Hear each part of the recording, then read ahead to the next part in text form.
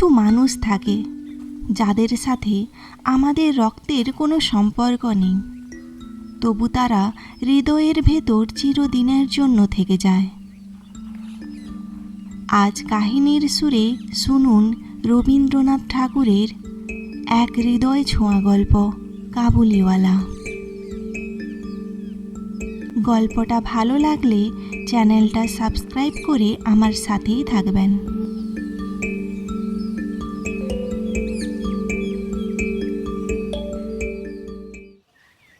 আমার 5 বছরের ছোট্ট মেয়ে মিনি একদম চুপ করে থাকতেই পারে না। পৃথিবীতে জন্ম নেওয়ার পর ভাষা শিখতে তার কেবলমাত্র 1 বছরই সময় লেগেছিল। তারপর থেকে যতক্ষণ সে জেগে থাকে, এক মুহূর্ত মুখ বন্ধ রাখে না। তার মা অনেক সময় ধমক দিয়ে তার মুখ বন্ধ করিয়ে দেয়, কিন্তু আমি তা পারি না। মিনি যদি হঠাৎ চুপ করে থাকে, আমার কাছে সেটা এত অস্বাভাবিক লাগে যে বেশিক্ষণ সহ্যই করতে পারি না। তাই আমার সঙ্গে তার কথাবার্তা একটু হাসি, মজা ও আনন্দে ভরা থাকে। একদিন সকালবেলায় আমার নোবেলের সপ্তদশ পরিচ্ছেদে হাত দিয়েছি।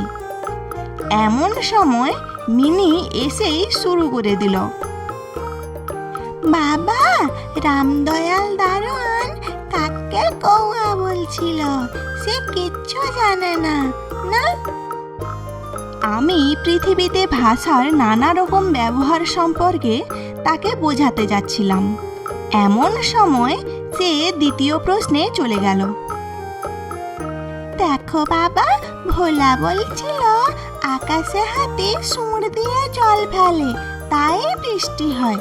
মা গো, ভোলা এত মিছিমিছি বকতে পারে? কে বলে বকে, দিন রাত বকে। এ সম্বন্ধে আমার মতামতের জন্য কিছুমাত্র অপেক্ষা না করে হঠাৎ জিজ্ঞাসা করে বসল, বাবা, মা তোমার কে হয়? মনে মনে বললাম, শালি হয়। মুখে বললাম, মিনি, তুই ভোলার সঙ্গে খেলা করগে যা, আমার এখন কাজ আছে। সে তখন আমার লেখার টেবিলের পাশে আমার পায়ের কাছে বসে নিজের 2 হাঁটু এবং হাত নিয়ে বেশ জোরে জোরে আগডুম বাগডুম খেলতে শুরু করে দিল। আমার নোবেলের সপ্তদশ পরিচ্ছেদে প্রতাপ সিংহ তখন কাঞ্চনমালাকে নিয়ে অন্ধকার রাতে কারাগারের উঁচু জানালা থেকে নিচের নদীর জলে ঝাঁপ দিচ্ছে। আমার ঘরটা রাস্তার ধারে। হঠাৎ মিনি আগডুম বাগডুম খেলা থামিয়ে জানালার দিকে ছুটে গেল এবং চিৎকার করে ডাকতে লাগলো, কাবুলিওয়ালা, ও কাবুলিওয়ালা। ময়লা ঢিলা কাপড় পরা, পাগড়ি মাথায়, ঝুলি ঘাড়ে, হাতে গোটা 2-4 আঙুরের বাক্স। এক লম্বা কাবুলিওয়ালা ধীরে ধীরে রাস্তা দিয়ে হেঁটে যাচ্ছিল।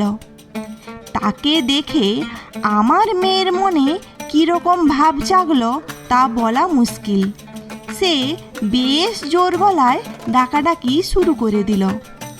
আমি মনে মনে ভাবলাম, এবার নিশ্চয়ই এক ঝুলিওয়ালা বিপদ এসে হাজির হবে, আর আমার সপ্তদশ পরিচ্ছেদ আজ আর শেষ হবে না।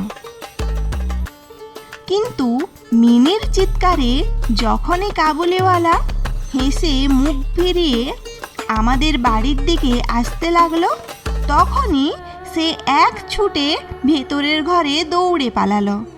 তারপর তার আর কোনো চিহ্নই দেখা গেল না। তার মনের মধ্যে একটা অন্ধবিশ্বাসের মতো ছিল যে ওই ঝুলিটার ভেতর দেখলে হয়তো তার মতো 2-4টে জীবন্ত ছোট্ট ছোট্ট ছেলে মেয়ে পাওয়া যেতে পারে। এদিকে কাবুলিওয়ালা এসে হাসি মুখে আমাকে সেলাম করে দাঁড়ালো। আমি মনে মনে ভাবলাম, যদিও প্রতাপ সিংহ আর কাঞ্চনমালার অবস্থা খুবই সংকটজনক, তবু লোকটাকে ঘরে ডেকে এনে তার কাছ থেকে কিছু না কিনলে ভালো দেখায় না। কিছু জিনিস কেনা হলো। তারপর কাবুলিওয়ালার সঙ্গে আমার কথাবার্তা জমে উঠল। আবদর রহমান, রাশিয়া, ইংরেজ এদের নিয়ে সীমান্ত রক্ষানীতি সম্পর্কে গল্প চলতে লাগলো। অবশেষে উঠে যাওয়ার সময় সে জিজ্ঞাসা করল, বাবু, তোমার লড়কি কোথায় গেল? আমি মিনির অকারণ ভয়টা কাটানোর জন্য তাকে ঘরের ভেতর থেকে ডেকে আনলাম। সে আমার গা ঘেঁষে দাঁড়িয়ে কাবুলিওয়ালার মুখ আর তার ঝুলির দিকে সন্দেহ ভরা চোখে তাকিয়ে রইল। কাবুলিওয়ালা ঝুলি থেকে কিশমিশ আর খোবানি বের করে তাকে দিতে গেল, কিন্তু সে কিছুতেই নিল না, বরং আরও বেশি সন্দেহ নিয়ে আমার হাঁটুর কাছে গা লাগিয়ে দাঁড়িয়ে থাকলো। এইভাবেই প্রথম পরিচয়টা হলো।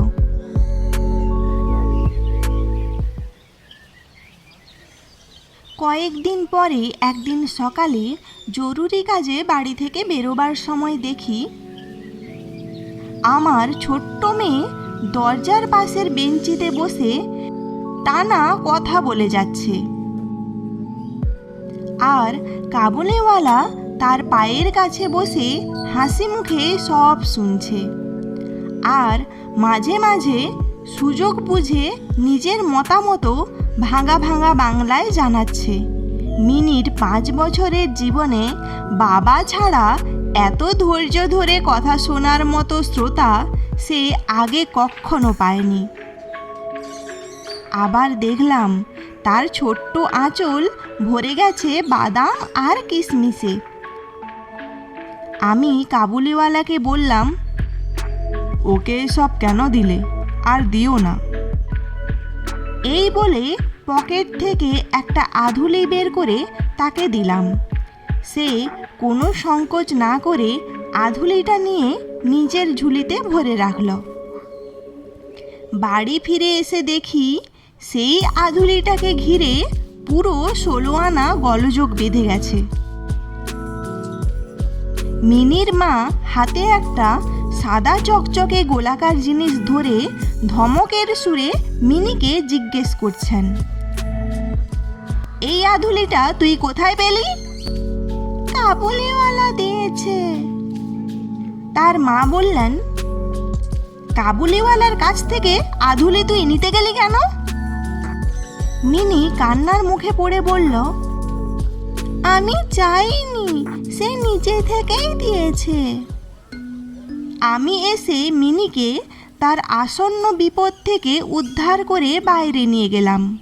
পরে জানতে পারলাম কাবুলিওয়ালার সঙ্গে মিনির এই সাক্ষাৎ দ্বিতীয়বারের মতো তা নয়। এর মধ্যেই সে প্রায় রোজই এসে পেস্তা বাদাম দিয়ে মিনির ছোট্ট লোভী মনটাকে অনেকখানি জিতে নিয়েছে। দেখলাম এই 2 বন্ধুর মধ্যে কয়েকটা বাঁধা কথা আর ঠাট্টা চালু হয়ে গেছে।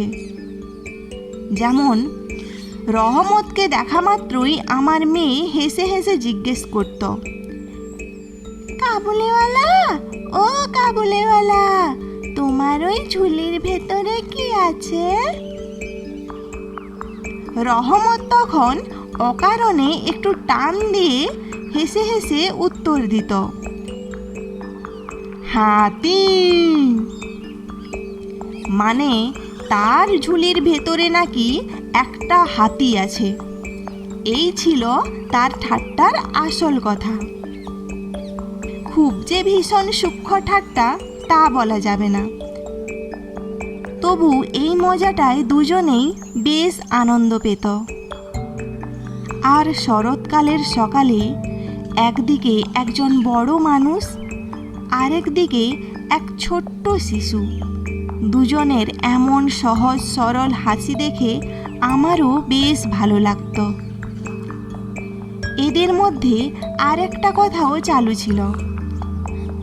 রহমত মিনিকে বলতো, খোকি, তুমি শ্বশুর বাড়ি কখনো যাবে না?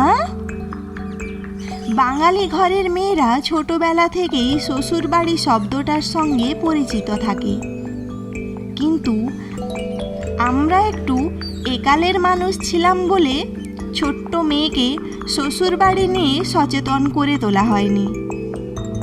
তাই রহমতের কথাটার মানে সে ঠিক বুঝতে পারত না, অথচ কোনো কথার জবাব না দিয়ে চুপ করে থাকা একেবারেই তার স্বভাবের বিরুদ্ধ। তাই সে উল্টো প্রশ্ন করত,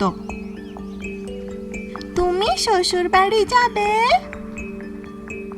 তখন রহমত কল্পনার শ্বশুরের দিকে বিশাল মোটা মুঠি তুলে দাপটের সঙ্গে বলতো, আমি শ্বশুরকে মারবে। এই কথা শুনে মিনি শ্বশুর নামের ওই অচেনা প্রাণীটার দুরাবস্থা কল্পনা করে খুব হেসে উঠত।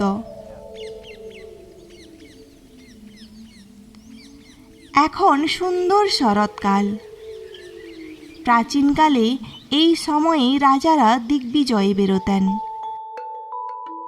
আমি নিজে কখনো কলকাতা ছেড়ে কোথাও যাইনি, কিন্তু তাতেই আমার মনটা যেন পুরো পৃথিবী জুড়ে ঘুরে বেড়ায়। মনে হয় আমি আমার ঘরের কোণে বসে থাকা এক চিরপ্রবাসী মানুষ। বাইরের দুনিয়ার জন্য আমার সবসময়ই মনটা কেমন করে। কোনো বিদেশের নাম শুনলেই মনটা ছুটে যায়, আর কোনো বিদেশি লোক দেখলেই চোখের সামনে ভেসে ওঠে নদী, পাহাড়, জঙ্গল, আর তার মাঝখানে ছোট্ট একটা কুটির, আর সঙ্গে সঙ্গে কল্পনায় জেগে ওঠে এক স্বাধীন আনন্দময় জীবনযাপনের ছবি। কিন্তু আবার এটাও সত্যি যে আমি এমনই ঘরকুনো স্বভাবের মানুষ যে নিজের কোণটা ছেড়ে একবার বাইরে বেরোতে গেলেই মাথায় যেন বজ্রাঘাত হয়। তাই সকালবেলা আমার ছোট্ট ঘরে টেবিলের সামনে বসে এই কাবুলিওয়ালার সঙ্গে গল্প করেই আমার ভ্রমণের অনেকটাই স্বাদ মিটে যেত। দুধারে বন্ধুর আর দুর্গম, রোদে পোড়া লালচে উঁচু পাহাড়ের সারি, মাঝখানে সরু মরুপথ দিয়ে বোঝা বোঝা উটের দল এগিয়ে চলেছে। পাগড়ি পরা ব্যবসায়ী আর পথিকদের কেউ কেউ উটের পিঠে চড়ে, কেউ পায়ে হেঁটে যাচ্ছে। কারোর হাতে বর্ষা, কারো হাতে পুরনো দিনের চকমকি ঠোকা বন্দুক। কাবুলিওয়ালা গম্ভীর মেঘের মতো ভাঙা গলায়, ভাঙা বাংলায় নিজের স্বদেশের গল্প বলতে থাকে। আর সেই সব ছবি একের পর এক আমার চোখের সামনে ভেসে ওঠে। মিনির মা খুবই ভয় পাওয়া মানুষ। রাস্তায় একটু শব্দ হলেই তার মনে হয় পৃথিবীর সব মাতাল বুঝি আমাদের বাড়িটাকেই নিশানা করে ছুটে আসছে। তার ধারণা এই দুনিয়া চারিদিকে চোর, ডাকাত, মাতাল, সাপ, বাঘ, ম্যালেরিয়া, শুয়োপোকা, আরশোলা আর গোড়ায় ভরে আছে। এতদিন, যদিও বেশি দিন নয়, পৃথিবীতে বাস করেও তার এই ভয়টা মন থেকে যায়নি।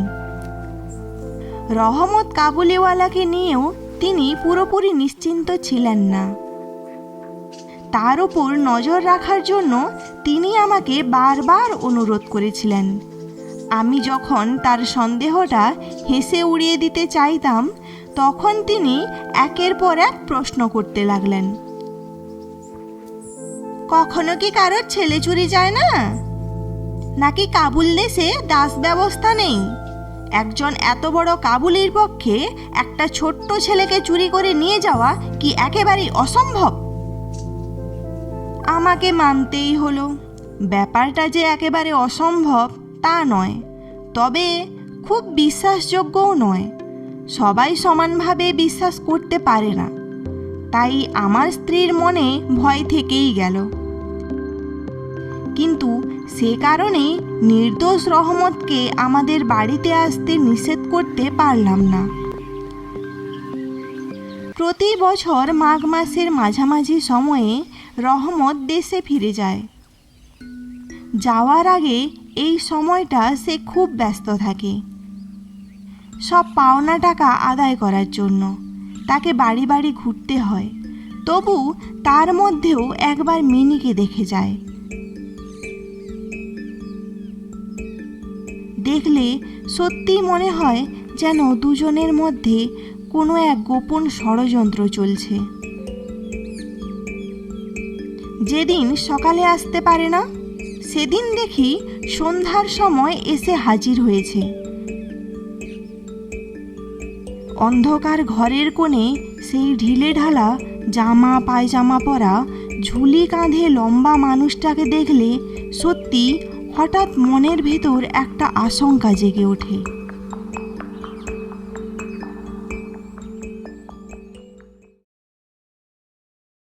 এই পর্যন্তই আজকের গল্প।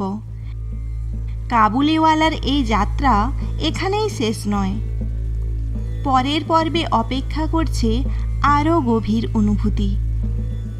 সঙ্গে থাকুন কাহিনীর সুর।